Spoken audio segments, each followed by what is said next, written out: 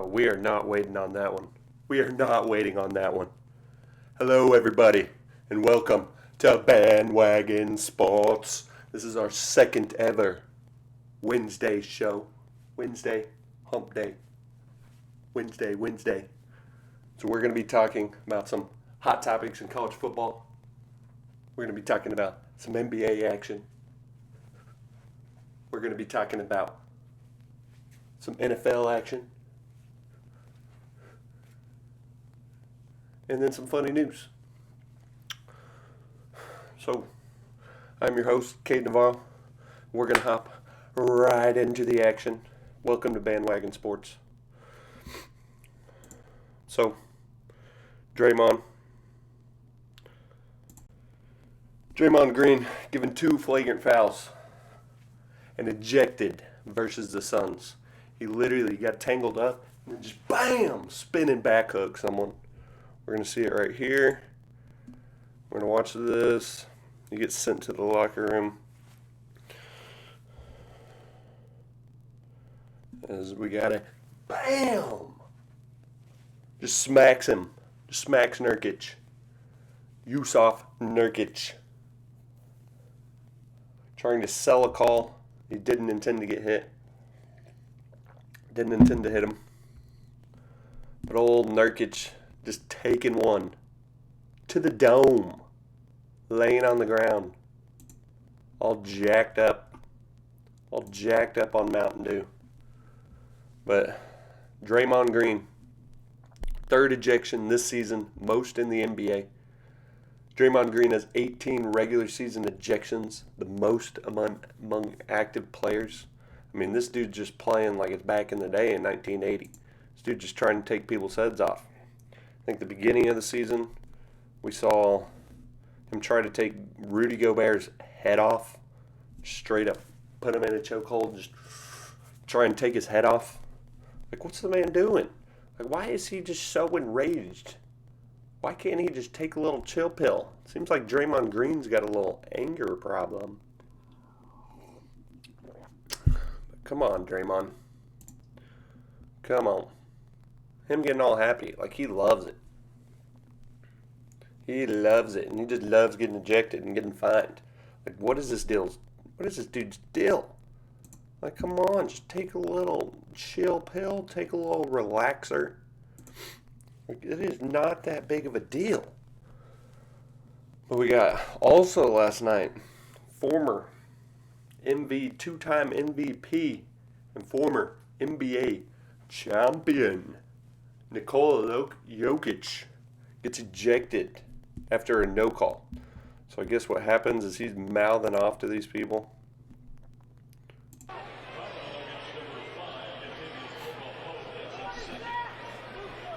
KCP gets the shooting foul. Goes up, thinks he should get a foul on this one. Doesn't. He's just chirping at the ref the whole time down the court, gets scored on, and then goes right back to chirping him up. And then that can't be right, can it? You get ref just being like, "You are out of here! Did he get ejected from the game? Out of here!" Wow. So weird little turn of events right here. You got Jokic in the same category as Draymond. Like, what was in the air last night? But come on, I mean, for this ref, you gotta give Jokic. I mean, you gotta give him a warning. You gotta give him just a flagrant foul. Just give him a tech the boy up, tech him up, and then leave him in. Like, what is the dealio here? Why are we kicking out on the former MVP? Like, everyone came to this game just to watch it. Nobody in Chicago is going to watch the Bulls. They're going to watch Nikola Jokic do his action.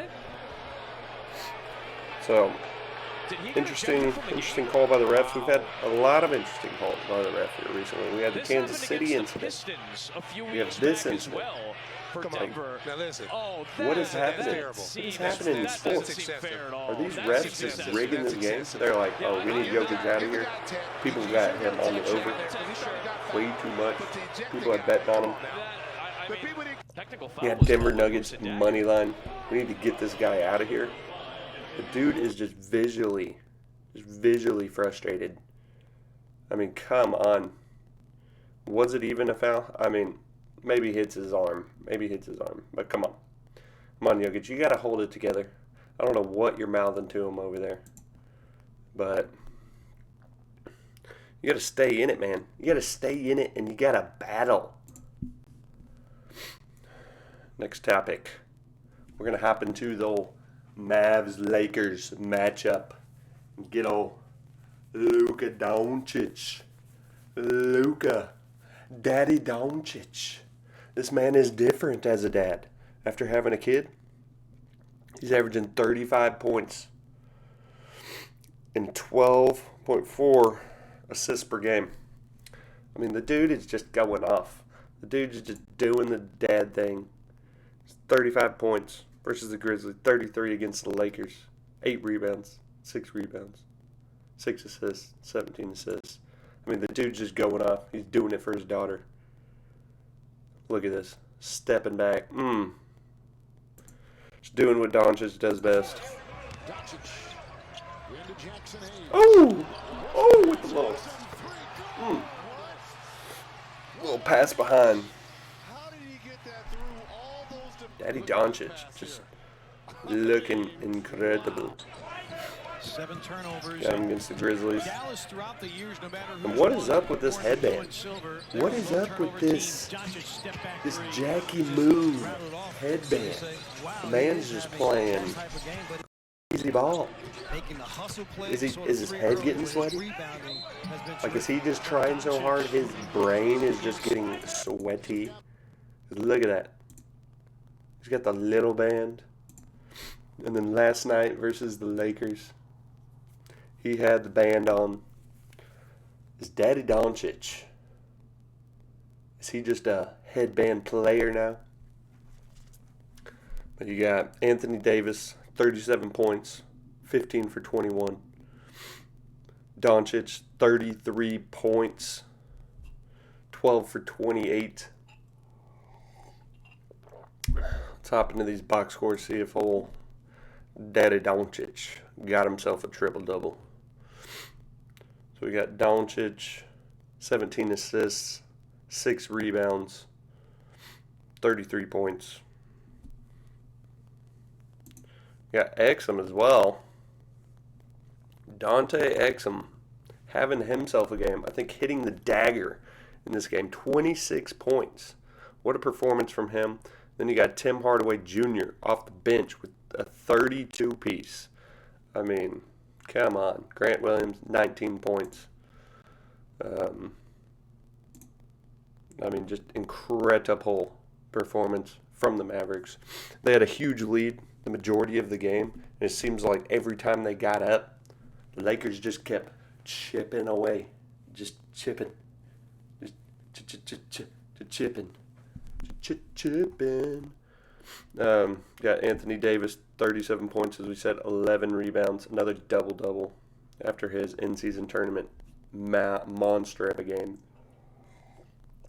LeBron James, 33 points as well, 9 assists, 8 rebounds, close to a triple-double.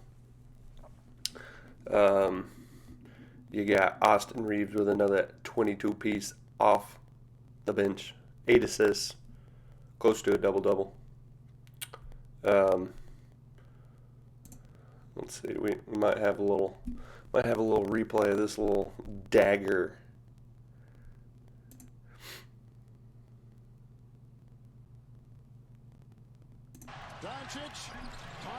So Dante Exum in the corner for the dagger. Boom! To put him away under a minute. Put him up by 7.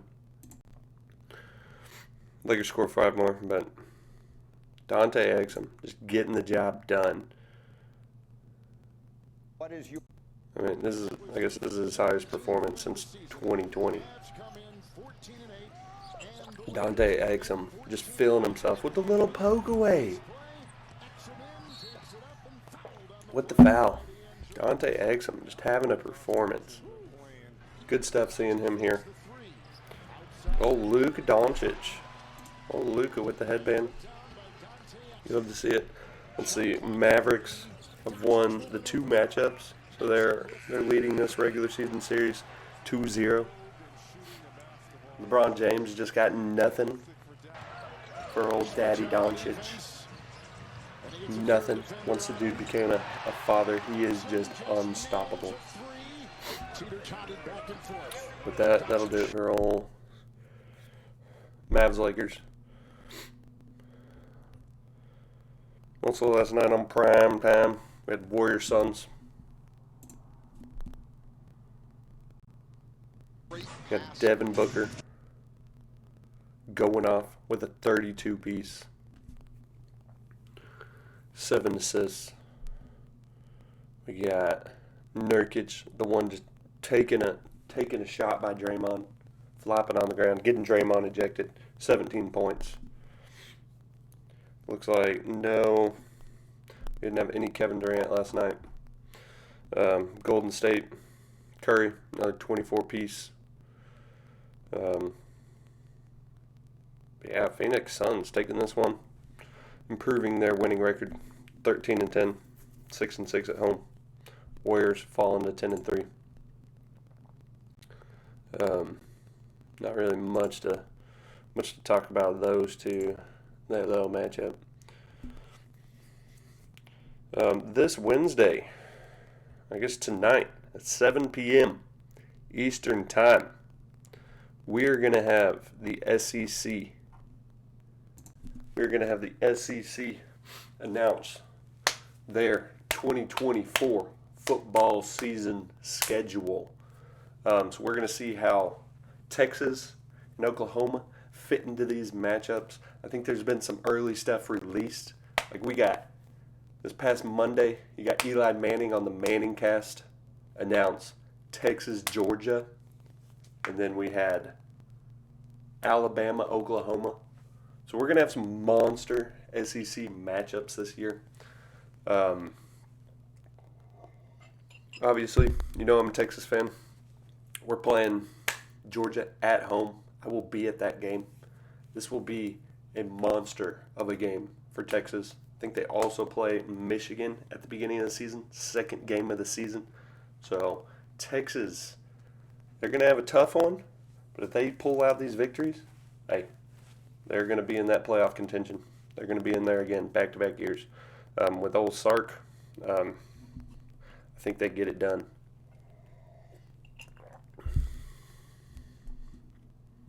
But more announcements. We'll probably talk about that schedule, talk about those top matchups tomorrow. But that coming out at 7 p.m. Eastern Time on the SEC Network. So we're going to hop into that.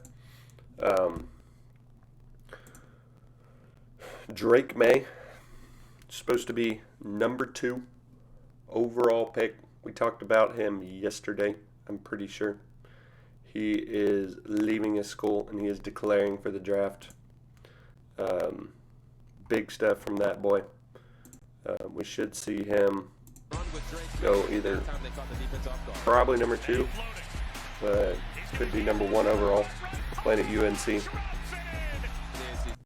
We have some other UNC quarterbacks, Sam Howell and Mitch Trubisky.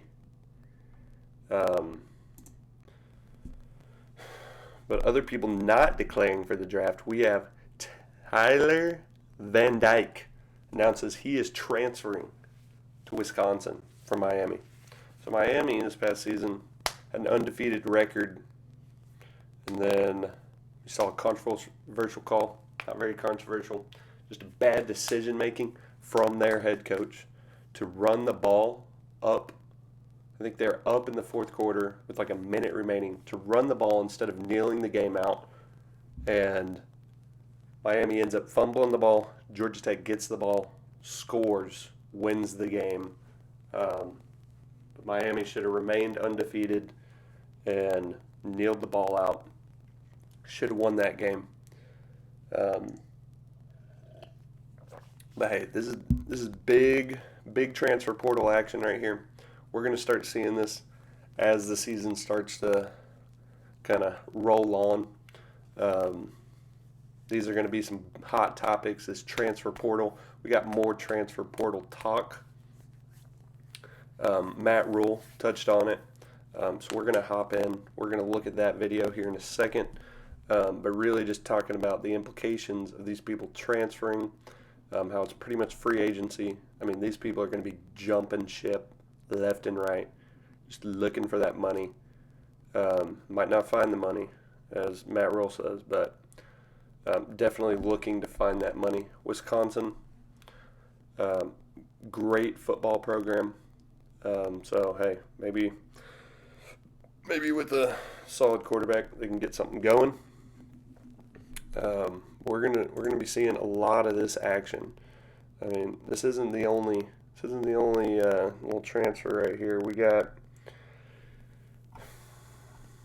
Riley Leonard. I don't know where she went, but Riley Leonard also transferring. He is committed to Notre Dame. The man played Notre Dame this past year. I think barely loses. Duke quarterback. So seeing him go there and be able to take over that program, replace Sam Howell. Not Sam Howell. Not Sam Howell. But to get in that program, do what he's doing.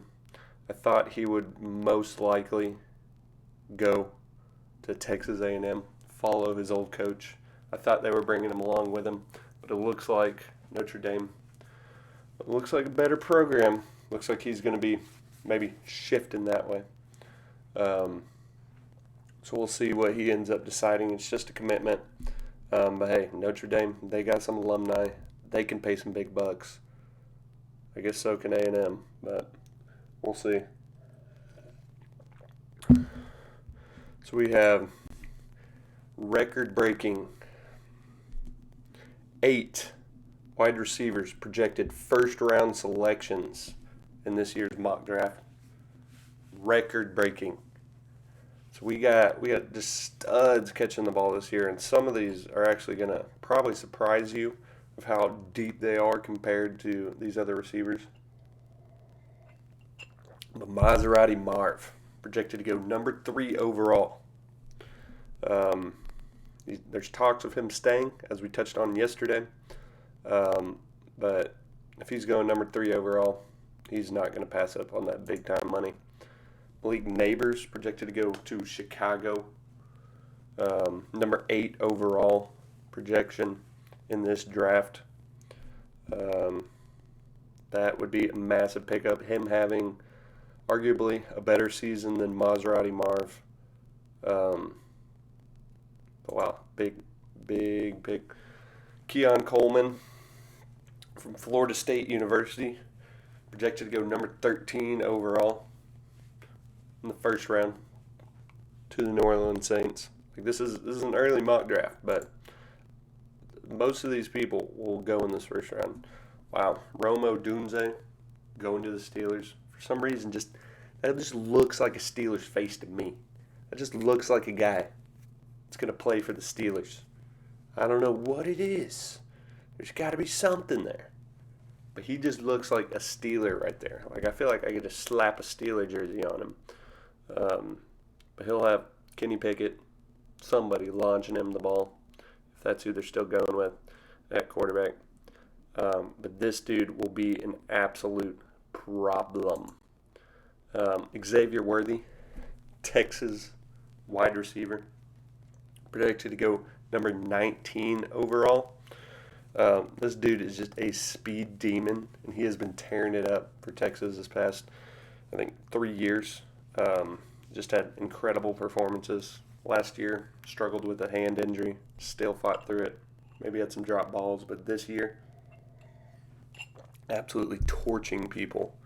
Absolutely doing his thing. So you love to see Texas player going in the first round. We got another, we got South Carolina player. Never heard of this guy. Xavier Leggett, projected to go to the Jaguars. He's got to be pretty solid if he's in this top 8, going number 1 overall. So probably North Carolina's best wide receiver. Looks like he's a graduate student, so dude's been in NCAA for quite a while. So you love to see him sticking around, maturing, getting ready for the league, and hopefully doing it. You got Trevor Lawrence throwing it to him. I don't know who this guy is, but hey, he's going to get some targets. He's going to get some looks. Brian Thompson Jr., never heard of this guy either. Projected to go to the Lions. And then you got old AD, Donnie Mitchell, going to potentially the Kansas City Chiefs. This would be electric. This would be electric for Patrick Mahomes. You got to think Kansas City's going to be looking at receivers. I'm surprised they're already not on this. But you got to think they're going to be looking at these receivers, looking for people with good hands that are able to catch the ball, people that are going to line up on sides, people that aren't going to throw games. This dude's only been winning games. This dude won 2 national championships at Georgia and is now transferred to Texas. And now they have a shot at a national championship. Like, this dude just wins. That's what Patrick Mahomes wants. He wants a winner. He wants someone who's competitive, who's going to go up there and just Randy Moss on someone. Just get mossed. So that's going to be this A.D. Mitchell. That's going to be the guy. He's going to be that guy. So you love seeing a second Texas player going in the first round. Who knows, maybe more. But record-breaking 8 wide receivers projected to go in the first round. Never happened before. Breaking records. We are breaking records. So Matt Rule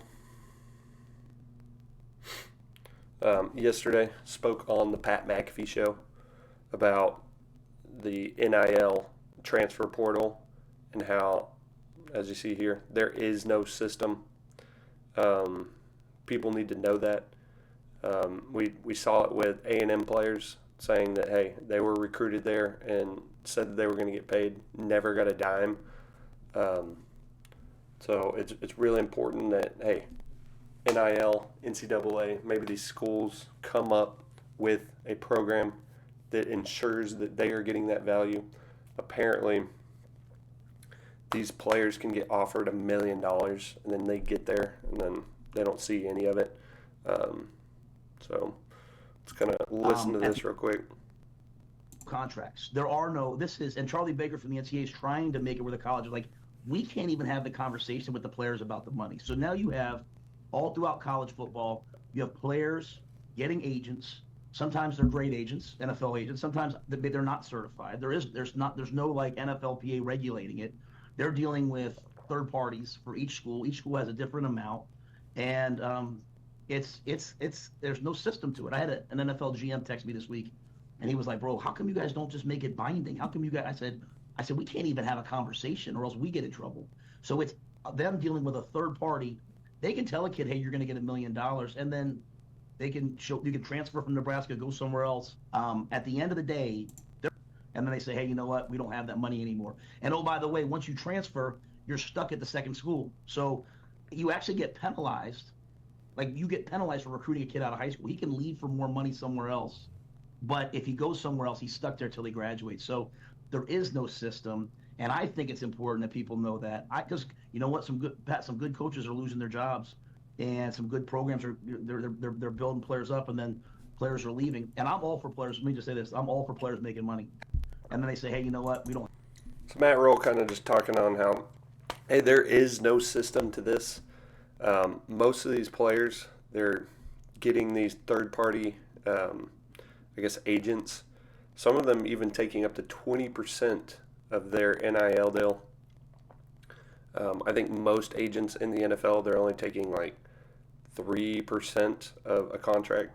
So for them to take 20%, and then some of them even signing 20% deals that last the lifetime of their whole career, So there's players even in the NFL right now that are getting 20% of their contract going straight to an agent.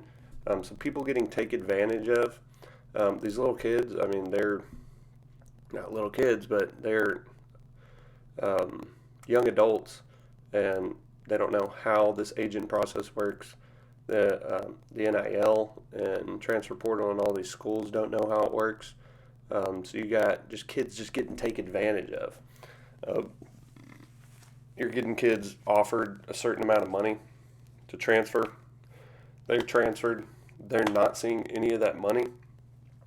And then they're stuck there at that program for, I guess, a year of eligibility. So not a good system, not a good look. You're starting to see it, like I said, with some of those A&M players talking about, hey, they didn't receive a dime playing there. They were told all year that, hey, you're going to start seeing some money, but they never did. But Matt Rule, new Nebraska head coach, I actually like this guy. I actually like him. Former Temple head coach, and then went on to Baylor, and then tried in the NFL, went to Carolina, and then is now back in college football, playing at Nebraska. Nebraska, 5-time national champions. Big program, but hasn't done anything in recent past. This dude, he not a big fan of the NIL deal. We have seen, I think, Kyle McCord interested in Nebraska, but most of those people he's going to recruit out of high school, as he said, and he's going to kind of nurture that relationship and doesn't want people jumping ship. That's not what he's looking for. So he said he'll pick up a NIL transfer portal guy every once in a while, but he really wants to focus on those high schoolers, really mature them and grow them into the players that he wants and he needs. Great guy, great coach. You hope for Nebraska's success this year, or I'll definitely be rooting for him. Back on Florida State thing, yeah, Florida Attorney General investigating the college football playoff over Florida State University exclusion. So the investigation is going to go into the playoff selection committee over the decision to leave unbeaten Florida State out of the top 4. I doubt this gets anywhere, but if I was Texas and I was an undefeated Power 5 conference team, won my conference, I could see how they would be upset. Now, there are rules in place stating that, hey, if these massive players in these programs are out, that, hey, that could have complications to their selection. So it is a rule. So it's not like something that they just made up. Well, sounds like they did, but apparently it's not something they made up. But this is coming down to, hey, this is an eye test. We want top 4 teams. It doesn't matter what you do. It doesn't matter how you perform during the year. You could go 6-10, and we're still going to let you win because you passed the eye test. Just weird stuff going on for the college football playoff and the committee. But you like to see next year it improving to 12 players in a playoff, and I guess there will still be topic of conversation who gets in at those last few spots, but you're going to allow more teams and those top teams to be in.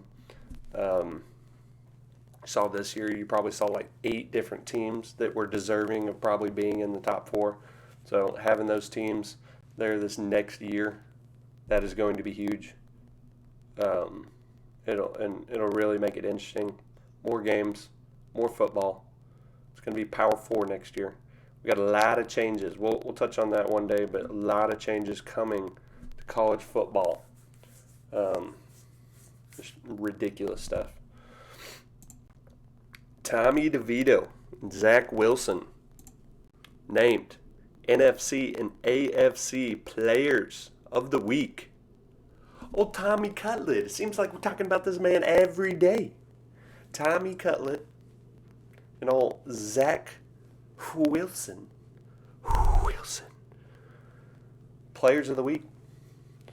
Zach having a monster performance. Tommy having a massive performance, driving down the field, winning that game, putting them in field goal range. I mean, guys, these New York boys. I guess Zach Wilson's not a New York boy, but he is in New York right now. But Jets and Giants getting the job done, giving their quarterbacks player of the week, or giving their quarterbacks the opportunity. Tush push. In 2018, while wearing an NFL Films wire, he saw the future. I just think you should put like someone big dude at quarterback and then another big dude right behind him and just mush him. Or two big guys right behind him and just have a double push. My mind was like, quarterback sneak should always work. There's no reason it shouldn't work. 2 seasons later, an Indianapolis Colts offensive coordinator by the name of Nick Sirianni recommended subbing in the team's 238-pound backup quarterback, Jacoby Brissett, to run a sneak. The change up here by Nick Sirianni. And Brissett will plow forward and get in for the touchdown. Sirianni liked what he'd seen. Another year after that, Sirianni's Eagles scored a touchdown on a sneak out of the I formation. Their powerful QB, Jalen Hurts, received a little help from tight end turned fullback Jack Stoll. A push in the tush, if you will. It might have been called the cheeky sneaky, or the derriere over there, but definitely not the meat glutes. They, and the legs beneath them, had been pushing up 600 pounds at the squat rack since college. 6 weeks later, the Eagles timed Dallas Goedert's motion to allow him to give Hurts a brotherly shove. 600 pounds, there are lots to that. In 2008, The story of the tush push. It is so funny. Tush push has been the narrative. It has been the thing all year. Teams have tried to mimic it, but only the Eagles have been able to pull it off. You love to see innovation in the sport. You love to see new things happening. You love to see these different things, but Sirianni saw it, and he was like, hey, we're going to get 2 big old guys pushing our big old quarterback, and they've been getting 1 to 2 yards. They've been able to get 2 yards pretty much every play. So really got it down for his system. It almost looks overpowered. I don't know how nobody else can execute it this way. But Philadelphia Eagles and that tush push, if they need a yard, if they need 2 yards, and it's coming down to a Super Bowl championship, they are getting that tush pushed. A little tushy push. A little brotherly shove. A little cheeky, sneaky. So you love to see innovation. You hope that they keep doing it. Andy Reid's a big guy. He's been innovating that offensive side. But the cheeky sneaky. This is NFL Films, the story of the tush push. Hopefully we have more innovations in all sports. We see it happen. We see him adapt. We see him continue to be a thing. As I'm sure it will. Justin Herbert this past weekend. Surprised this slipped past me. But out for the season. Oh, Justin Herbert. This is adding to another starting quarterback out. Like, how many have we had? It seems like 20 different quarterbacks on 30-something teams out. It's got to be at least half. Chargers quarterback Justin Herbert out for the season. Out for the following surgery on a fractured right index finger. So, you hope he heals up You hope he gets back into action. That dude can sling it. Former Oregon quarterback. The dude's been slinging it. Maybe not this year, but in years past, just been doing the damn thing. You got Mueller.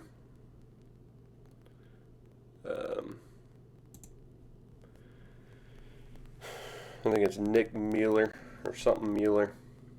Mullins, sorry. Nick Mullins, quarterback. He will be the quarterback for the Vikings this week. They're going to be going with this guy right here, this little beautiful face. He will be the one tossing tutties, replacing Joshua Dobbs. So Joshua Dobbs, crazy season, starting on Arizona Cardinals. I think winning one game, but having some crazy games. Getting transferred to Minnesota Vikings, coming in after Kirk Cousins, not knowing a single dude's name, not knowing a single play, and getting in there, scoring tutties, rushing tutties, getting job done, winning games, and then as of recent, just really struggling. I think he threw 4 picks in one game, and then this last game, only getting 3 points on the board. You can't have somebody with only 3 points on the board. So they're going to go with old Nick Mullins. He was the original backup for the year. He knows the system a little better, apparently. Or that's what they're thinking. But the days of the Pastronaut, the days of the Pastronaut, Joshua Dobbs, is over for now. It is over. Maybe we'll see him pop up again. But for now, resuming the backup role.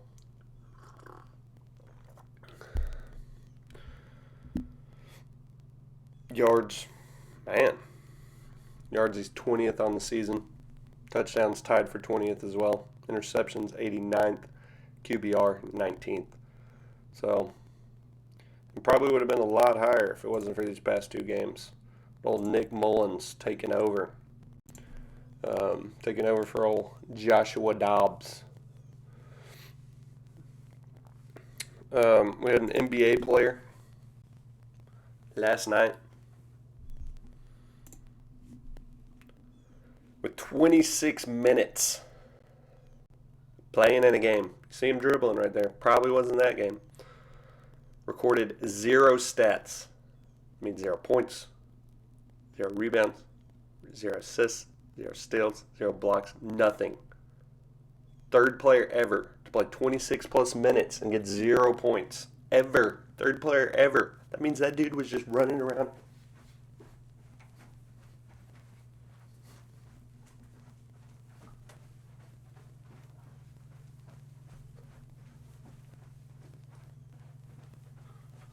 Just running around doing cardio. Third player ever to not have a single assist. Or a point. Just a stat in general. 0. Like, come on. Get an assist. Just launch it up to Matt Levine or something. Like, come on. Give him a little alley-oop. But what are you doing playing out there? Like, come on. When they're playing the Bulls, they're pretty much playing 4 players. You're just standing there getting in the way. Just get out of the way. Get out of the way. Last topic of conversation we got. Between the benches, watch the deflection coming right here. Broadcaster Stick, and Rob's at a hockey game, getting smacked by a puck. Getting his face split open. Gonna need stitches. Most people, like you said, would have left. But this man stayed in the game. Just put some Vaseline in there, stop the bleeding. And he just kept going. But that's fine. Start this video over. We'll take a look at what happened to Rob. This puck came. Man just stuck some Vaseline in there and just kept it going. What a stud. Deflection coming right here, off the stick, and Rob's looking down at his notes, and ouch. So for those, oh boy, Rob. Yeah, you can check in. I'm all good down here, Dan. I'm just trying to clean my glasses up a little bit so I can put them on and see through them again. Are you going to need stitches before we fly tomorrow? Yeah, it will be, but that's fine. But I can't use my page anymore that I have my notes on because it's kind of littered in It's a blood. mess, yeah. We just kind of keep that to ourselves, but nonetheless, good to go. Normal guy would have been carried out of here. Yeah, there weren't any tears or anything. No. You're good. Bring back some memories, did it? Yeah, it felt good. Actually, it felt really good. it kind of like, give me a stick, let's go. Yeah. We'll take a look. He said, give me a stick, let's go. Bringing back hockey memories. Rob Ray. I mean, come on. That dude is just a guy. And he actually enjoyed it. He had a good time with it. If this isn't the definition of hockey, I don't know what is. These guys are just men out here. Just doing their thing. But, man, that is who you want as a broadcaster. Glad to see him out there. I don't know who he is, but I'm a Rob Ray fan now. Well, that's gonna leave us. It's gonna end it for the day. It's gonna end it. We're gonna end with the old Rob Ray puck story. That's gonna do it for us for our second ever Wednesday show, Bandwagon Sports. I'm your host, Kate Navarro. We are signing out. Have a great rest of the day. Get some work done. Drink some coffee. And have a blessed day. Peace. Out.